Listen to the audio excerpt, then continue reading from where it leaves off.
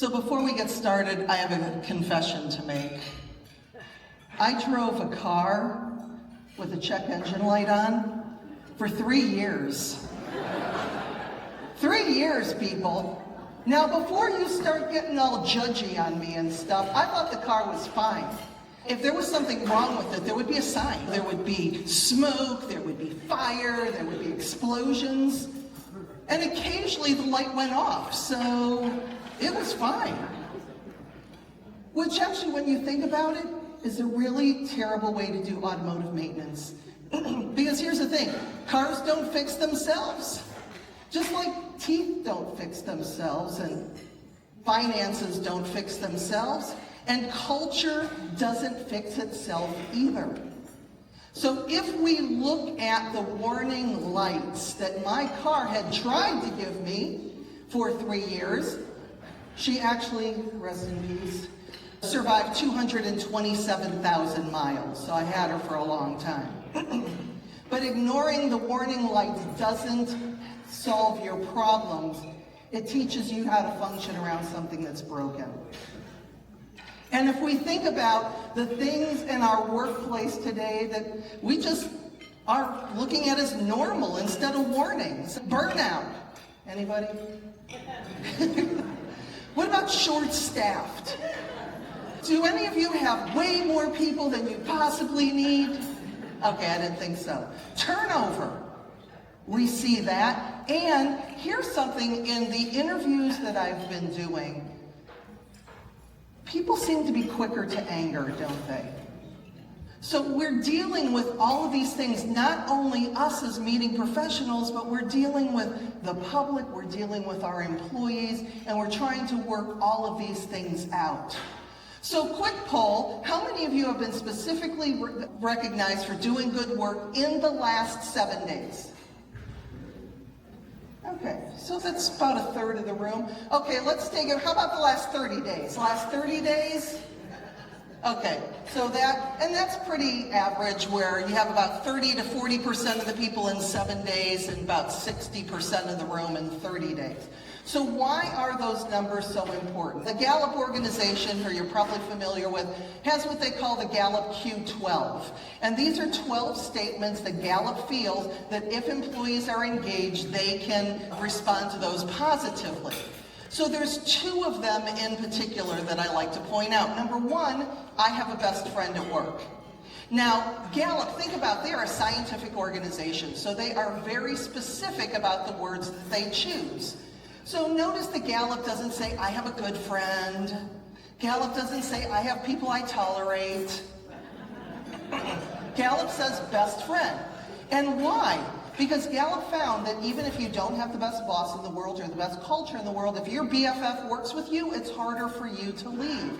So how do we create workplace cultures where those relationships develop, and now I look forward to going to work because I see my best friend there?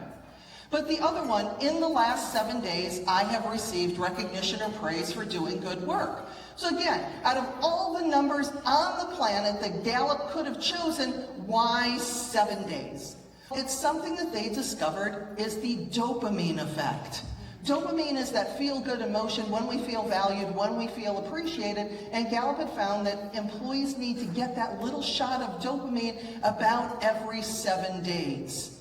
And the thing about dopamine, it's a little like bathing.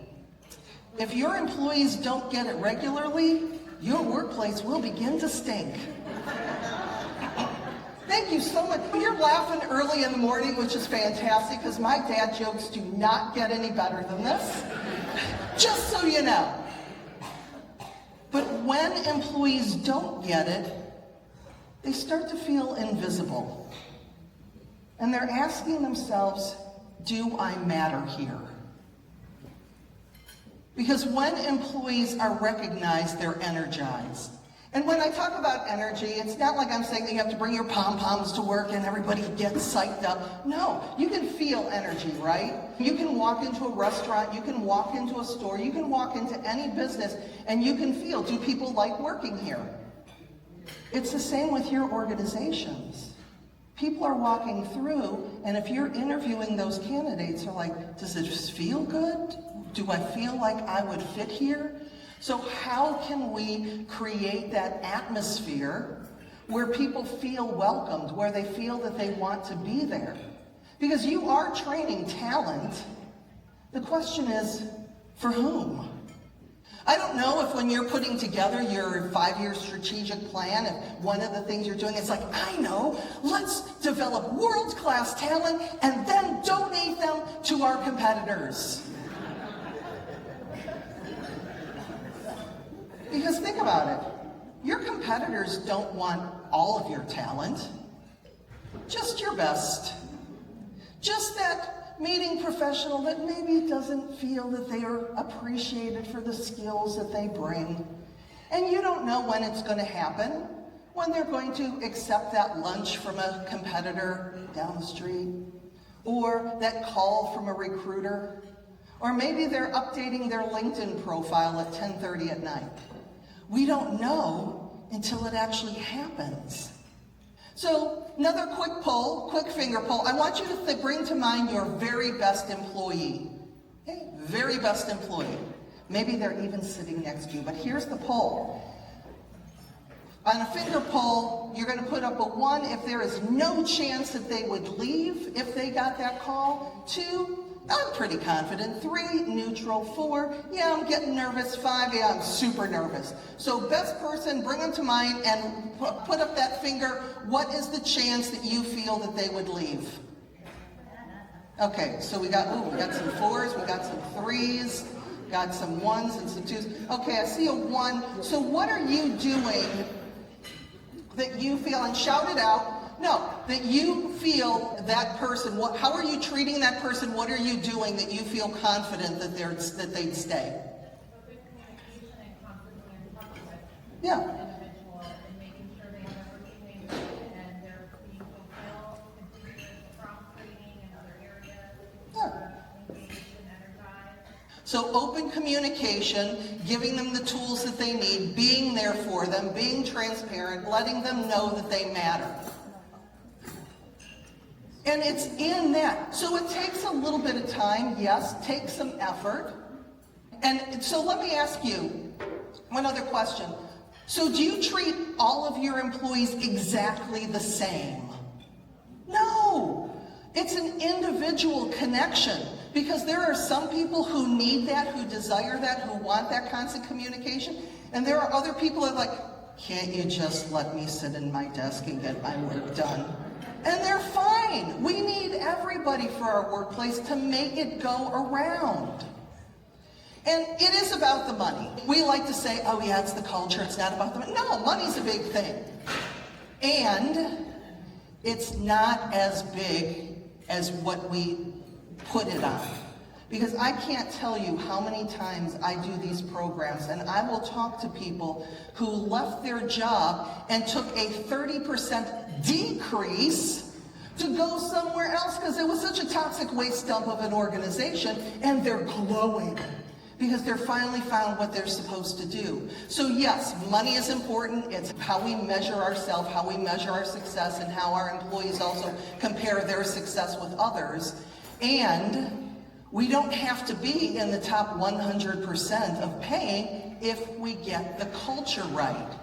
Because again, we think about that most experienced person leaves, and I work again with a lot of manufacturing, that when you think about it, they have more people leaving the industry than they have coming in. So we're looking at all of that tribal knowledge, all of that industry knowledge, all of that legacy walking out the door. So think about it, what breaks? Is it your vendor relationships? Because now they're having a new person calling on them every 3 months. The event history? I don't really remember. That was 5 years ago. What happened with that event?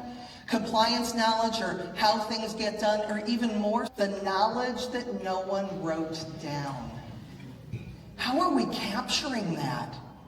As we're seeing more and more people retiring, and they just know what they know.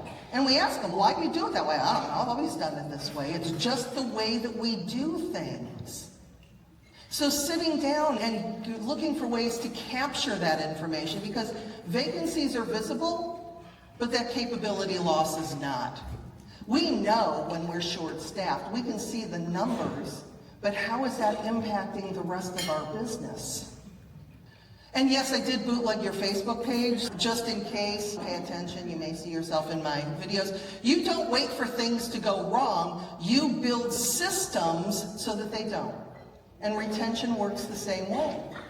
And just like that, retention is a system, which means it has parts. So today we're going to take a look at my 6 gears of grategy.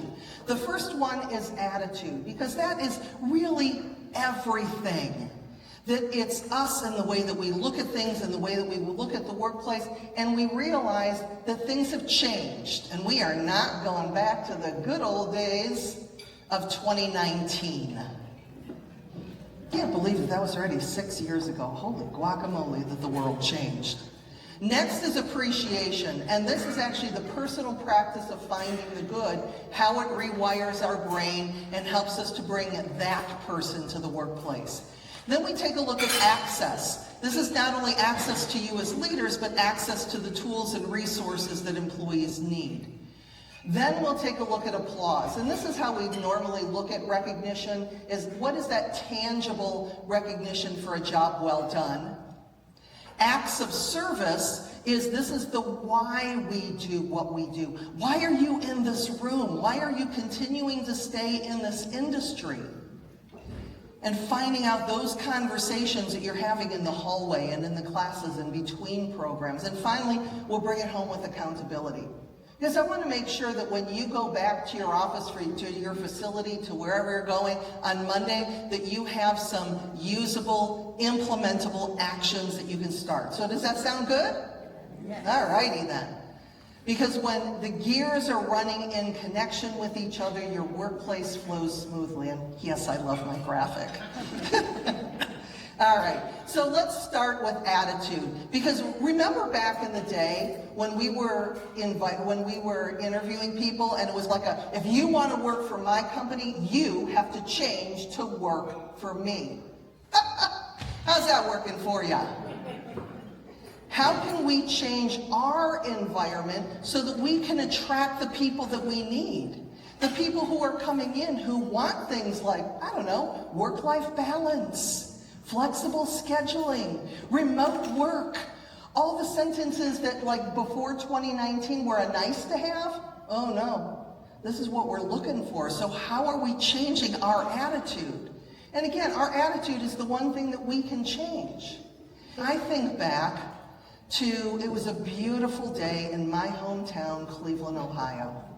Beautiful, perfect day. And it was July of 2020. So I know in our industry, we all remember what that was like. But it was still at the beginning of the pandemic, and we didn't quite know what was going on. I still thought that thing was going to be over by August. I didn't realize it was going to be August of 22 that it was going to be over. But my husband and I, this particular day, were relaxing on our beautiful, extravagant, relaxing 14-foot blow-up pool. It's actually the only one, it was the last one that Best Buy had in what Big Lots, yeah, they're gone now, but in the state of Ohio. So Scott and I are relaxing. Now Scott was working on his tan and his beard that he had actually vowed not to shave until the end of the pandemic. Now, I usually like Scott at about Chuck Norris, okay? Rest in peace, Chuck. When he got to Grizzly Adams, it's like, not a good look for you. And that's when he shaved, thankfully, because if he had waited till the end of the pandemic, we all know he would have been ZZ Top, okay? Me, on the other hand, I am dressed like every 2-year-old at the beach, complete with SPF 70. But this day we're going back and forth because my speaking business had gone from thriving to barely surviving, and Scott had been on furlough since March. And we were afraid because Scott had the benefits. Was he going to get his job back? So as we're going back and forth, on one hand, we wanted him to get his job back because we needed the benefits. But on the other hand, it was a toxic waste dump of an organization. So I said, why don't we update your LinkedIn profile to see what else is out there? And he's like, Lisa, I'm 59 years old. Who is going to hire me? And he was absolutely right. In the middle of a pandemic, when a whole bunch of 59-year-olds are looking for work, ain't nobody hiring them. But I updated his LinkedIn profile. So note to self, when you update a LinkedIn profile that hasn't been touched for 13 years, and you connect with 250 people on the same day, LinkedIn doesn't like it. Yeah, I actually got him sent to LinkedIn jail, where I had to send his driver's license back in front to make sure that he wasn't a bot. But we did that, and he got called back to work in December. Aww.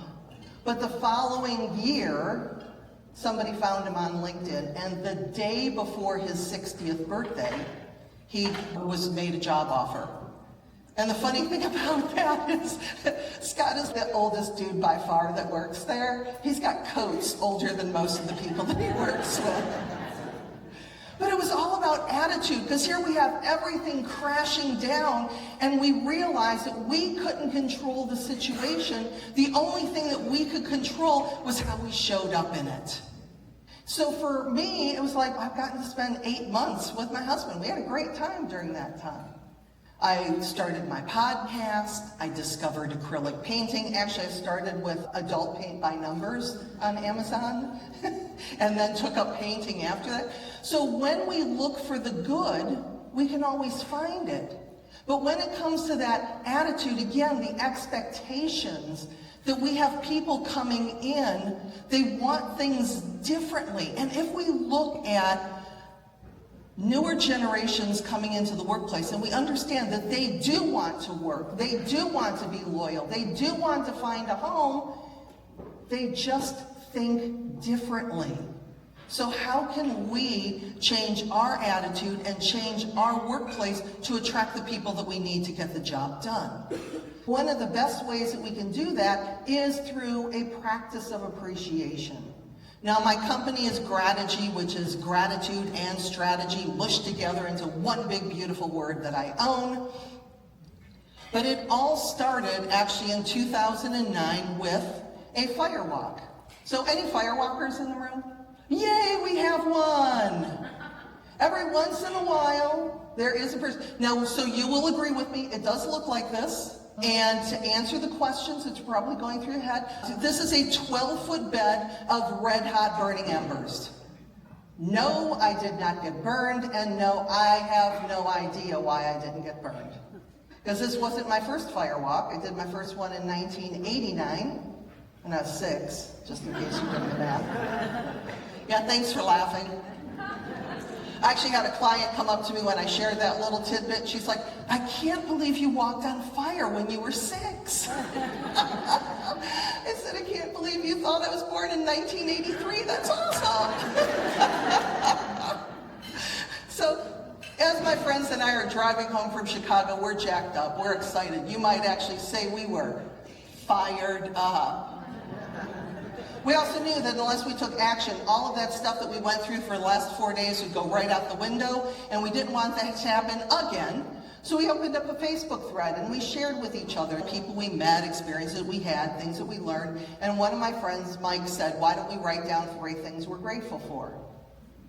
We did that every day, and we held each other accountable. And it was that practice that changed everything. I was in medical sales by that time, and customers I hadn't talked to for months were calling me, hey, can you come in and sell me some stuff? I'll be right there. There were 2 large facilities I'd been calling on for almost 5 years that closed effortlessly. I noticed a difference from my husband, who was becoming more and more verbally appreciative, and the only thing that I had changed was that practice of gratitude. So even though we sometimes think that it's soft or fluffy, no, there's so much research behind it, because by looking for the good, it rewires our brain. I think about this practice and how it impacted, how it helped me during the pandemic. If I look back, December 31st of 2019, I had more business going into 2020 than I had done in 2019. It was going to be a record year by far. And then we all know what happened. But instead of saying, oh, woe is me, everything's falling to pot, what am I going to do? No, what can I find to be grateful for? And it's simply writing down every morning, writing down 5 things you're grateful for. The nice thing about the morning journal is you can be grateful in advance. For example, this morning I wrote down, I'm so glad I rocked the program for SGMB. You can let me know. But it's that practice of doing that. But there's also some mornings you wake up and you're just like, you know what, I don't have it. So we're going to go with my favorite activity, or one of them, of what's not wrong. So I'm going to come over to Danielle here. And Danielle, tell me one thing that's not wrong. It's not wrong. My kids at home are being taken care of. And kids at home are being taken care of. Yes. Tell me another thing that's not wrong. Work is busy in a good way. Work is busy in a good way. Now, Danielle is demonstrating this beautifully, because if I were to say, tell me 3 things you're grateful for, isn't it true you'd be like that? Be able to come right up? Did your brain do a little bit of a backflip when yeah.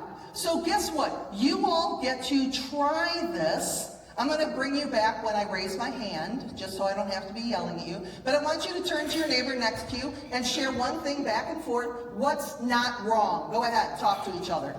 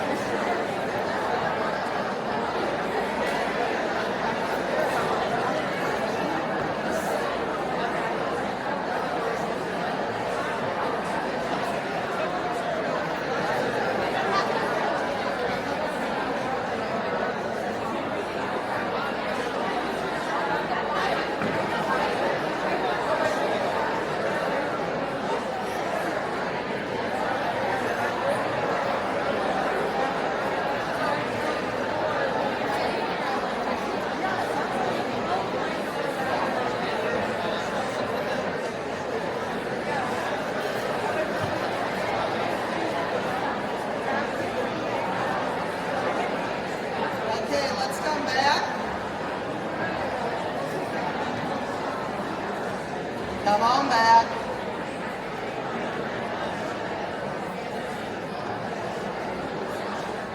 Don't worry, you'll have more times to talk to each other.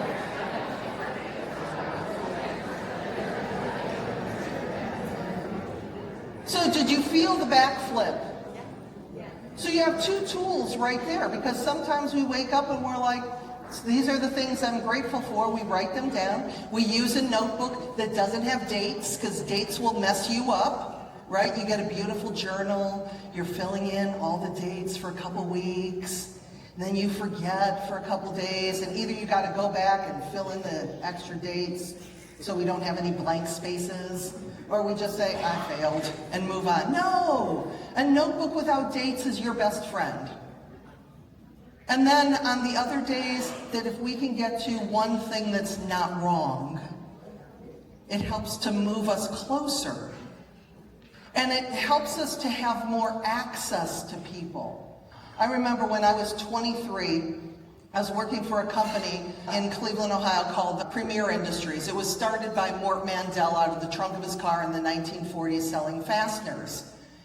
And so they had our company picnic, hot dogs and potato salad in the parking lot, and Mort was there. And I went up to Mort and I'm like, Mr. Mandel, it's such a pleasure to meet you. I love working for your company. I don't know, I'm blathering on like a 23-year-old little fangirl would. Mr. Mandel was very nice. We had a great conversation. But by the time I got back to the office was a Twitter. And this was well before Twitter. Because people in my office were saying, why did you talk to Mort? What did you say to Mort? What did he say to you? Because if you remember back in those days, what I should have done is I should have talked to my boss, who talked to her boss, who talked to his boss, who talked to their boss, and see, is it okay if Lisa talks to Mort? That doesn't happen anymore. You think about it, you have a brand new employee, they've never been in the industry. They walk into, what's your name? Danielle, another Danielle. Oh, we have the Danielle party here. Walk into Danielle's office uninvited. Now they are completely new in the industry. They sit down, they say, Danielle, I know I've only been here for 3 days, but I see some things, and I'd like to share them with you. Now, Danielle would not be doing this, but some people would try everything in their power so their eyes do not roll back in your head. What do you mean? We've been doing it this way for 20 years. Who are you, little newbie? But what if they're right? What if because they see the world differently, or the technology and the apps that they have been born with, that they can bring ideas to you that you would have never considered? That's what we're looking for. We're looking for that access to give people not only access to you because they want to know you. They want to know that you care enough about them to spend some time to get to know something about them and to listen to their ideas so that they feel that they're contributing. So let's take it a little bit back further in my career. My very first job out of high school, I was working as a data entry clerk for an executive search firm. This is actually the AI-generated version of me, working on a very old piece of equipment. Now, I was 19 years old, and I already had the 3 things that all successful people have. Number 1, I had a business card. Now, my boss wanted to know why a data entry clerk needed a business card, and I assured her that when I go out to lunch, I want to be able to take that business card and put it in the fishbowl so I can win a free lunch. Ann got me the card. I had a title. I was not a data entry clerk. I was Senior Information Specialist. And I had an office with a door. And so I had made it. And so one day, Ann walked into my office and she said, would you like to take a Dale Carnegie class? And I said, Dale who? And if you're asking the question, Dale who? Dale Carnegie wrote one of the most important books ever written in 1937 called How to Win Friends and Influence People. And Ann was inviting me to take the Dale Carnegie class. Now, she could have invited anybody, because it was actually a VP that couldn't go, is why it was even open. But for some reason, she asked me, a 19-year-old data entry clerk. And that changed everything. It led me directly to what I'm doing here. Because the thing is, you might have caught that this was my first job out of high school. Well, you didn't go to college? No, I wasn't going to go to college. Neither of my parents went to college. None of my friends were going to college. I actually in high school did not know a single person who was going to college. So as I'm after Dale Carnegie, I said, I should go to college. So for the next 14 years, I went to school I worked during the day and went to school at night. Every day, every week, Tuesdays and Thursdays, 6 to 8, 8 to 10. And you might be thinking, probably not, but Lisa, what about Wednesdays? Dynasty was on Wednesdays, people. I had my priorities. But think about your team. She gave that invitation to me. Who in your organization is just one invitation away from becoming indispensable, from changing their lives? Because we're busy. We're all busy.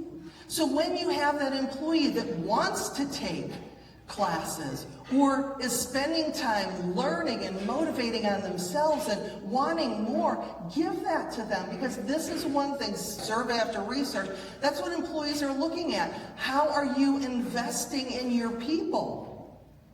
And think about this. There's so many ways you can go from free, basically using your employees who know stuff, to do lunch and learns, to teach your other employees, giving them some visibility as well, all the way up to bringing in a trainer, shameless plug, sending them out to events like this. But think about here.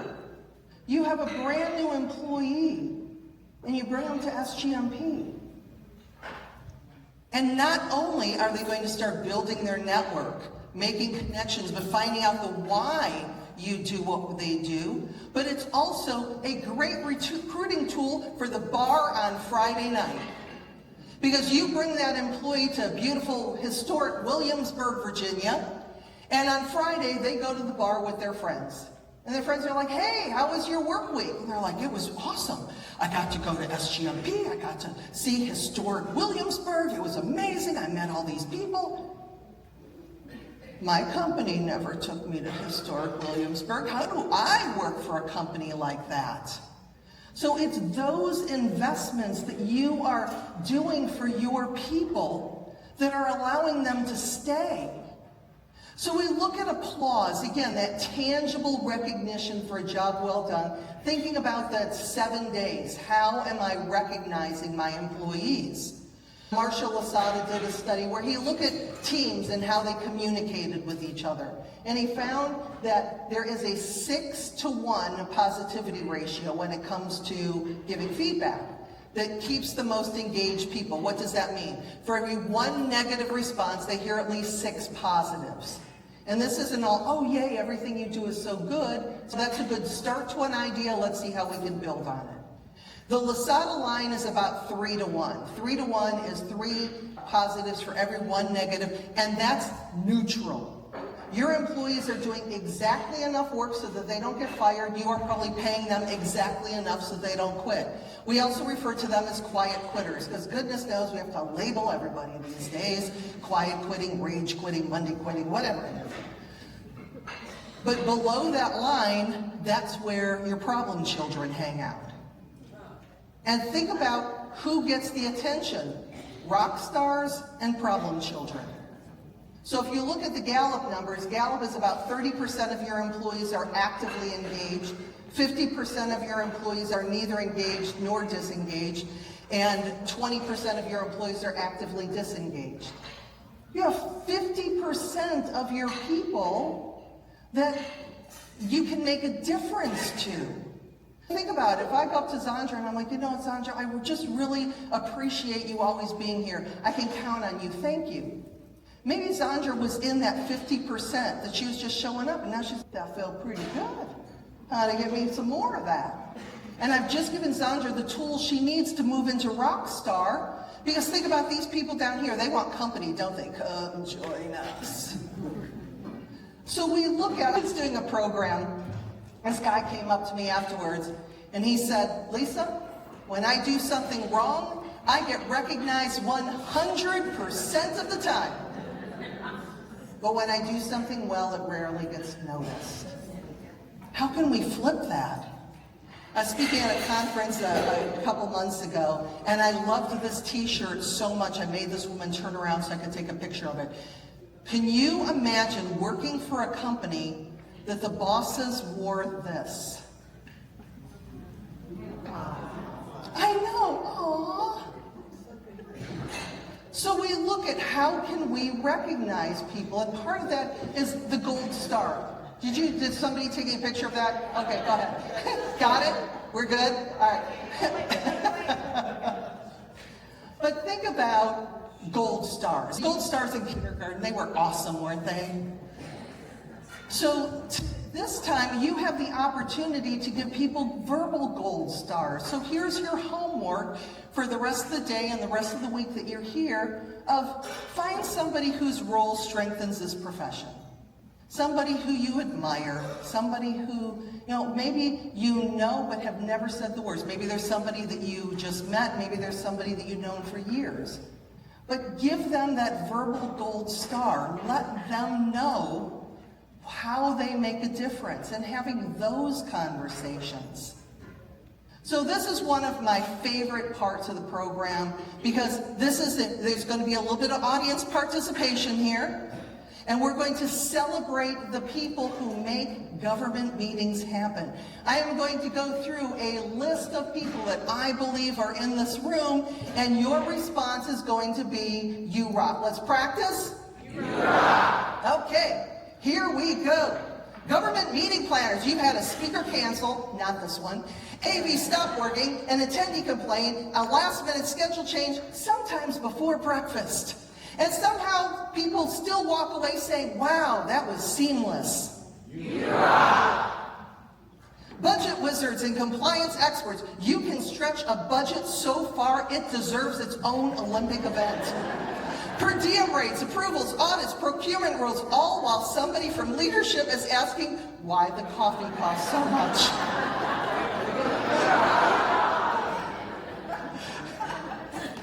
Supplier partners, you've mastered the art of smiling while hearing this was a last-minute change for the 17th time that day. You solve problems that nobody else even realizes happens. Yeah. Chapter leaders and volunteers, you already have a full-time job, and then you said, sure, I'll help run an association too. You organize meetings, recruit members, answer emails, chase sponsors, and keep things moving because you care about this profession. Yeah.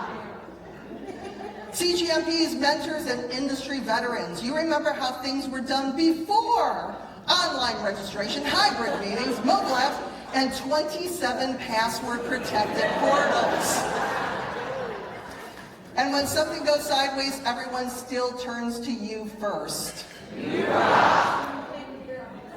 Emerging meeting professionals. You walked into the profession thinking, how hard can meetings be? And then discovered there are approximately 4,000 moving parts and every one of them can catch fire independently. And you're still here. Yeah. All right, so here's what we're going to do. We are going to divide the room into, let's see, I think we're just going to go straight down this way, okay? So you people on this side of the room, I want you to stand up. Don't worry, you're not going to be rubbing anybody's shoulders or anything. Just stand up. And you're going to turn around and you are going to look at these people. Just look at them. Stare them down. Can you believe you are in the same room with these amazing industry rock stars? So what I want you to do is not only give them the loudest standing ovation you've ever given anybody, but then I am going to count it down from 3 and you are going to tell them, ooh, that they rock. Okay? So, standing ovation.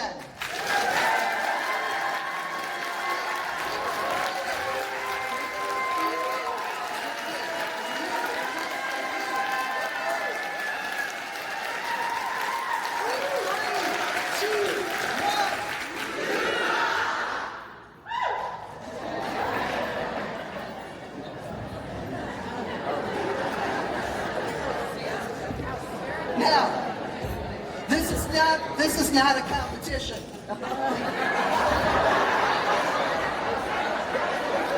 Which immediately turns it into one. So, people on this side of the room, I want you to stare at the people on this side of the room. Just stare them down. Can you believe you are in the same room with these amazing industry professionals? I want you to give them the loudest standing ovation that you've ever given anybody.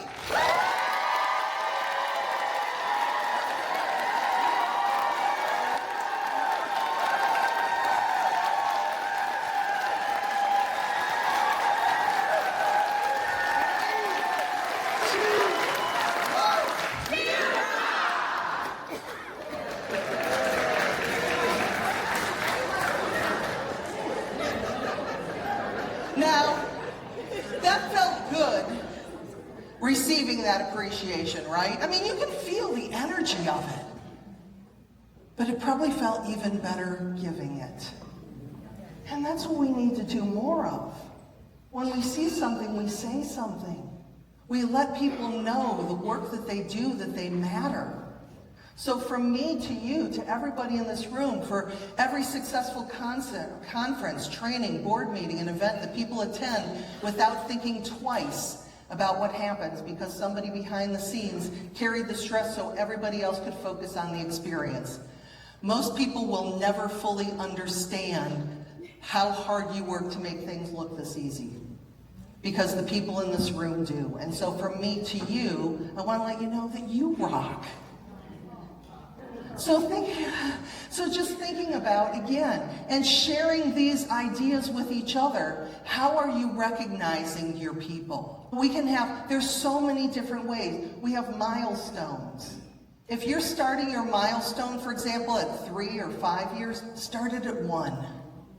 Because would you agree with me that Monster and Indeed and LinkedIn don't do us a whole lot of favors? Why are you still there?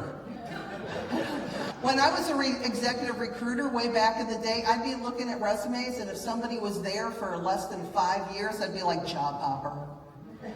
Now, you look at a resume and you're like, they've been there for longer than 5 years, what's wrong with them? And about every 18 months, people's little brains are starting to go and say, ooh, what else is out there? If we celebrate 1 year, there's a much better chance we're going to have 2. So we look for ways of recognizing people individually. For example, the All About Me sheet. Finding out favorite candy bar, favorite sports team, favorite gift card. So that we can recognize people in the way that they want to be recognized. And actually remember how they like to be recognized. Because you know that you have people and they're like, give me the plaque, bring me up on stage. And then you have other people who are like, if you call me out in front of everybody, I won't like that. So we find out, how do we recognize people? And we get to acts of service. Again, this is the why we do what we do. And what has kept us in this industry? It's the conversations that we're having during the meals and at lunches and at other events that we're together. And yes, we share war stories because war stories are fun and we all have them. But it's more of completing this sentence. Because of what we do, someone somewhere can. And I'm going to give you about 2 minutes at your table to just think about or to talk with each other. Why do you do what you do? What do you make possible because of the work that you do with your team, with your company, with your association, whatever you're doing, but why is what you're doing important? So go ahead, 2 minutes or so, I'll bring you back, but we want to find out that.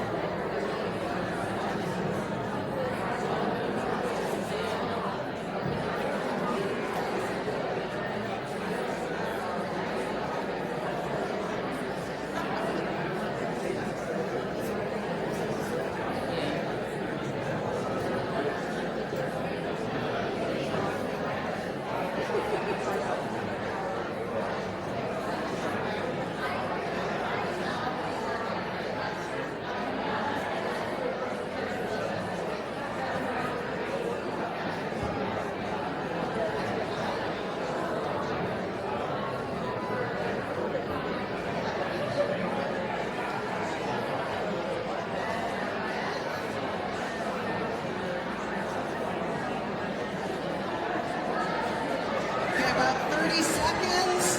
30 seconds.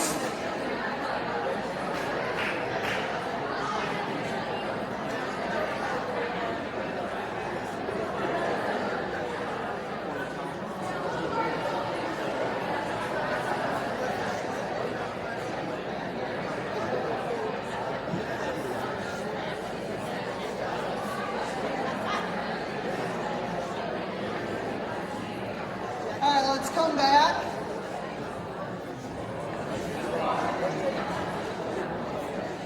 Okay.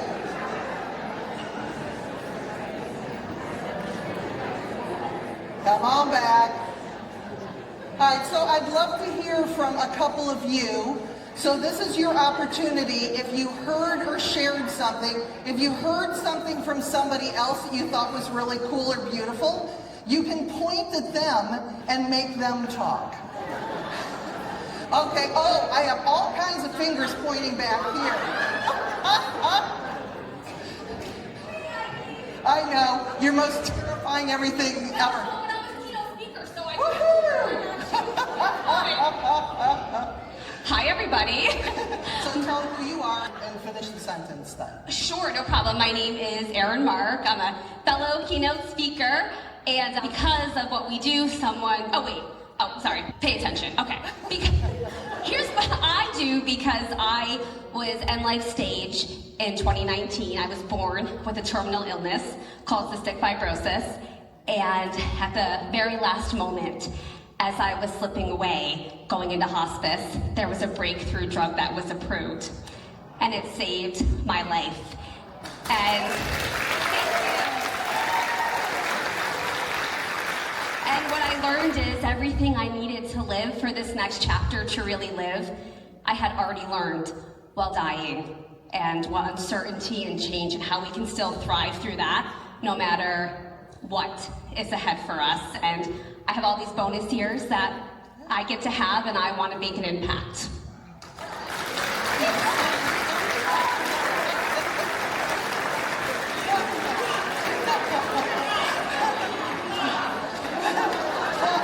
And think about this.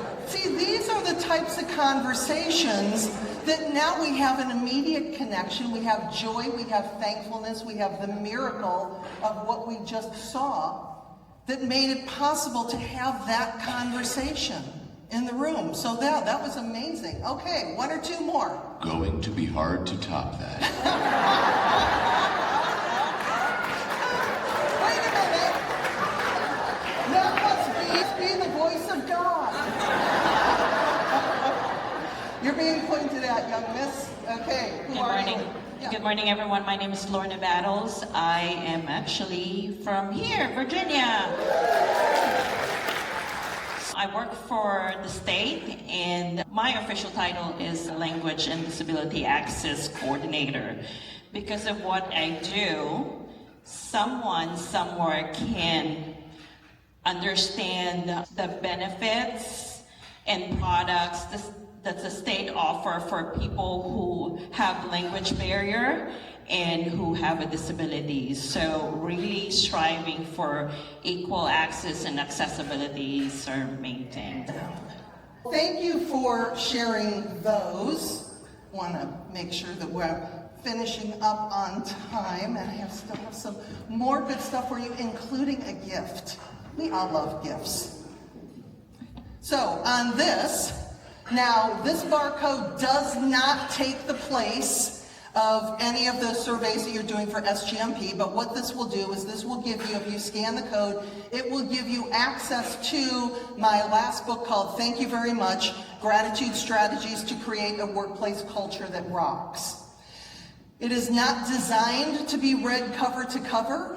There are books like there's one chapter that says no employee ever quit because of too much training. There's another chapter that says, I love to be micromanaged, said no employee ever. But my favorite chapter starts on page 85, and it's about the stay interview. So if you're familiar, most of us are familiar with exit interviews, right? Hey, I think they're great, they denote a pattern, but they're also a little late, aren't they? It's like, hey, why are you leaving? Stay interview. What do you like most about working here? What's your favorite part of the day? What resources do you need? Why would you leave? It's a scary question, but if I ask one of my employees and they're like, I'm taking these classes at the community college, and if I got a job that I could use those skills, yeah, I'd probably leave. Now I know. And I can start seeing, okay, how can I continue to use this person even after they have that degree?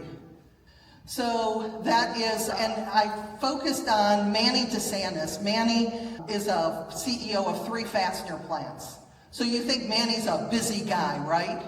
So he had heard about these stay interviews and he said, I'm going to bring this to my team. So he went to all 3 of his plants, sat down with every single employee and did a stay interview. Now the first round, the employees are like, why is the CEO talking to me? And told him exactly what they thought that he wanted to hear. But Manny acted on some of those ideas. So the second round, they were a little bit more forthright. By the third round, they were an open book. So fastener industry had me come in before the pandemic when I talked to Manny and I met him, had me come in afterwards, and Manny was there and I talked to him and he said that he didn't lose a single person due to voluntary turnover over the course of the pandemic, and he attributes that to the stay interview. It's how we capture that legacy knowledge. It's how we find out. It's how we listen to people and find out what they want.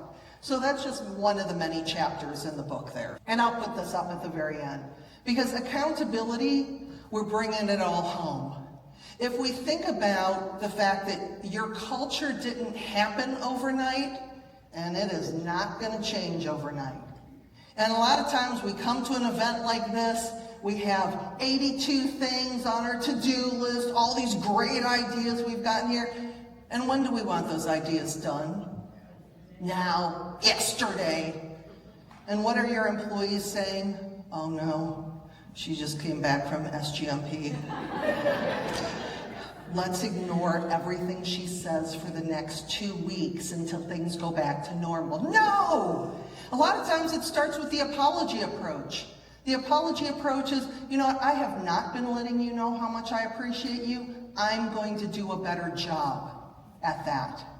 So now my employees know that this is something I'm working on. And we choose just one of these. Is it attitude?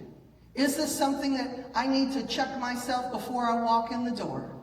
And know that it's up to me in leadership. But the thing is that it doesn't matter your role in the organization.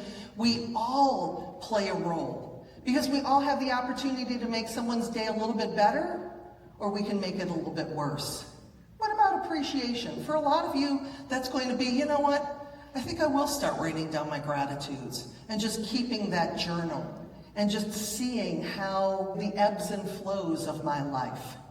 Is it access? I can spend a little bit more time just walking through the office, getting to know my employees, letting them know that I can give them access to me, but see how I can help them to do their job better. Applause. Am I recognizing everybody? And you know that there are going to be people who are a lot easier to recognize than others. But you also know that if you start focusing on what people are doing things well, it changes your energy towards them as well. The acts of service, when you're interviewing people, it's more than here's your hours, here's the benefits, here's your pay. This is why I have been doing this for the last 20 years. This is why I love this industry. And having those conversations, because of what we do, someone somewhere can. And making sure that we're picking just one, maybe in each category, but things that we can make a commitment to. Because frankly, I don't know what the future holds. But that's up to you to decide with every interaction that you have in your facilities with your team. Because we know that culture is infrastructure. It's every bit as important as the warehouse, as accounting and finance, all the other things that we have systems for, if we look at culture the same way. And we know that happens when your most experienced employees feel respected, when your leaders know how things work and they're heard, and your leaders get that one simple truth, that culture is part of your infrastructure, because every day your employees are deciding, is this worth it? And it's not based on that shiny mission or values hanging on your wall. It's based on what does it feel like to work here. And people stay where they know they matter. And they learn that from you. I'm Lisa Ryan, and I appreciate you. Thank you.